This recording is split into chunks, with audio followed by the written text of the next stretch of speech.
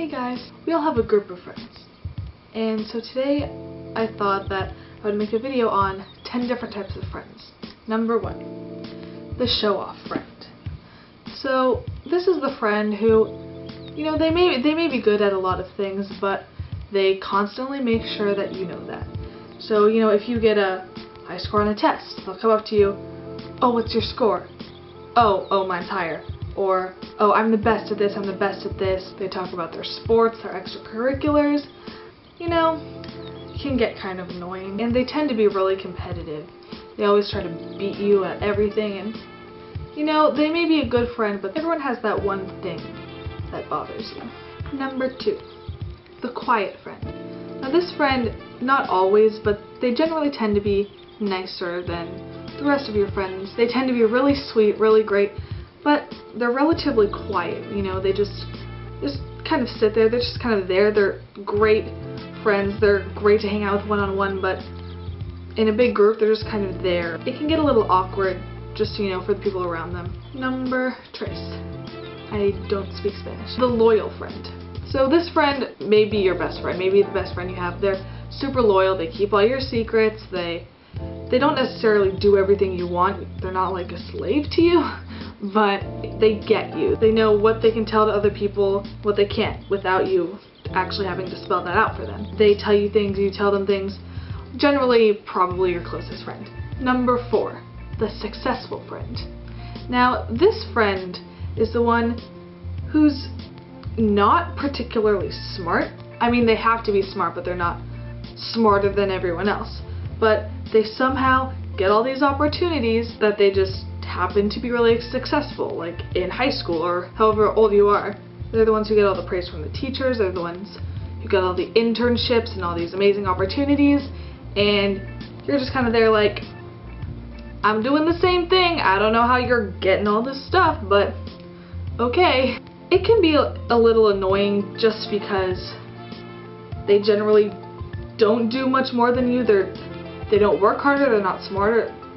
I don't even know how. They just somehow happen to get more opportunities, and it does not make sense to me, but it happens. Number 5, the overprotective friend.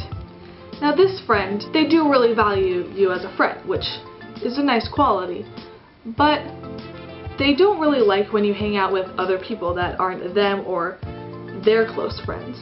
And if you hang out, God forbid, with someone that they don't like, you are not going to hear the end of it. It'll be, "Oh my gosh, I cannot believe you hung out with this person. Oh my gosh, you know I hate them. How could you do this?" But really, it's not their problem. I mean, you should be able to hang out with whoever you want. They're also kind of the jealous friend. They want to be with you all the time. And there's another type of overprotective friend who can sometimes act as a third parent. They won't let you do anything that's fun if it has slightest bit of danger. Don't get me wrong, I'm not saying you should go rob a bank, like, nah. But if you wanna, you know, go to a party, I mean, parties are fun. They say, "Don't go to this party, you don't know what those people are gonna do, they're blah blah blah blah." And yes, I mean, if you go to a party with people you don't really know, like a house party, maybe not a good idea. But they don't let you do anything, and it is not under their control, so they should not.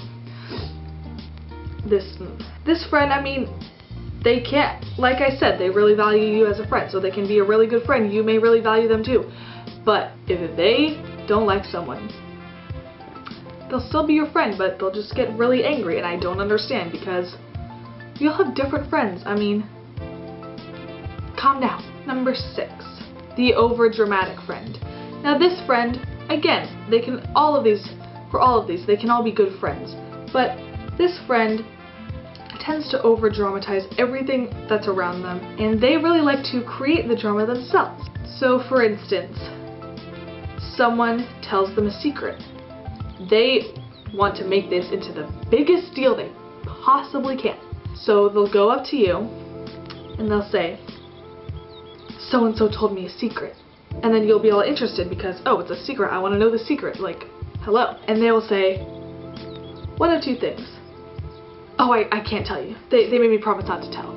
Or they'll give you a little bit just to keep you hanging on. They'll say the general idea, but they won't really give you the main secret they'll say, "Oh, that's all I can say," or this pisses me off so much when those people make this face and say, "I don't know."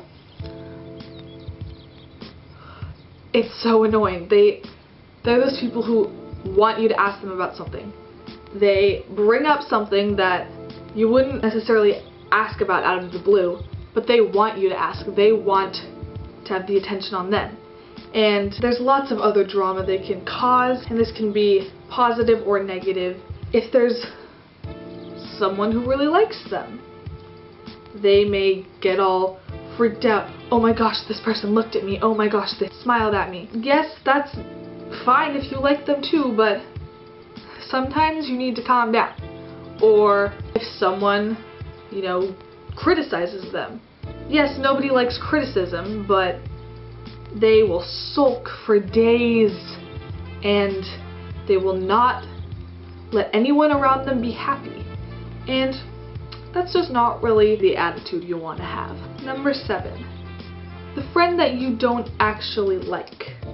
Now, this can be kind of sad in ways if they're a generally good person, but we all have that one friend in our main group that we don't actually like. And most of the time, it's just you that doesn't like them, so it can be very hard because everyone else loves them, and I don't know what it is. Maybe they did something rude specifically to you. Maybe there's one of those people you just can't stand. But this is the most annoying type of friend because you don't want to say anything about it to your other friends because they might really like them and they're friends with them too. You don't want them to know you don't like them. This is the type of friend that you don't like them, but you really, really don't want to hurt them because they're still your friend and you don't want to make things awkward in the group. This could be a very tricky situation. Not going to get in how to get out of that, but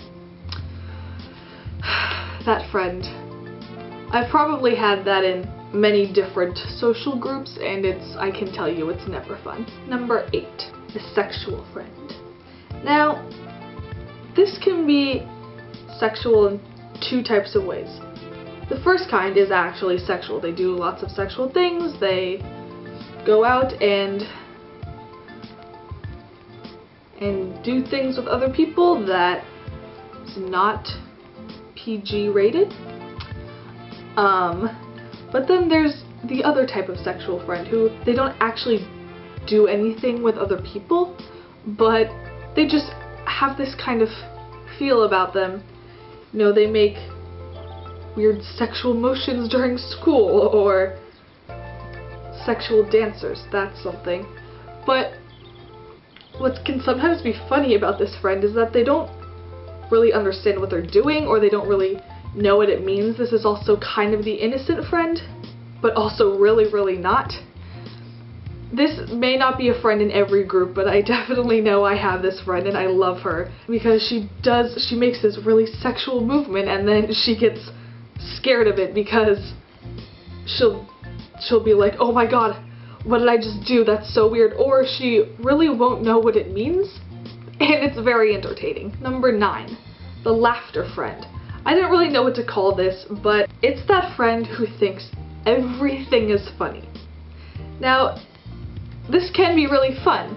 It's always fun to laugh with your friends, but it can be annoying when they're constantly laughing at everything and it's like, shut up. You love them and what they're laughing at may be funny, but not everything is funny.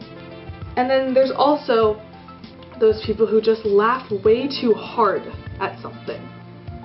Like, yes, it's funny, but you don't need to cause a whole scene in the middle of the cafeteria. I know I may be guilty of that, but these people need to calm down just a little bit. Number 10, the socially unaware friend. This friend in a social situation may be perceived as stupid. They don't really know lots of things that are happening in the world or that are popular with teenagers. They may be academically incredible, but they don't know anything else. They don't know any popular trends. If you weren't with them at school, you would think they're really not very smart.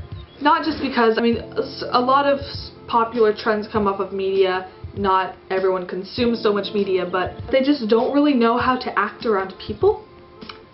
And when people are meeting them for the first time, they may not really like them because they're just kind of out there and they don't really know what's going on, and they just don't seem very smart. Some of these friends can't really pick up on social cues, and that can be a little difficult when you're trying to get them to be friends with other people.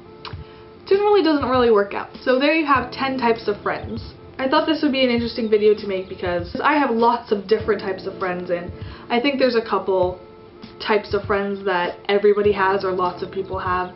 So hopefully you can relate to this. I will be posting more videos in the future. Hopefully, periodically, I go to a school with a lot of work, so I'll try my best, but So thank you for watching this video. Comment anything. Comment if you know these types of friends. Anything else you want to see in my videos. You can follow me on Twitter or Vine. I'll put my things in the thing. The links. I'm being the stupid socially unaware friend. The one that can't formulate words. The links to my Twitter and Vine in the description box below. So thanks for watching, and subscribe to my channel, and stay cool.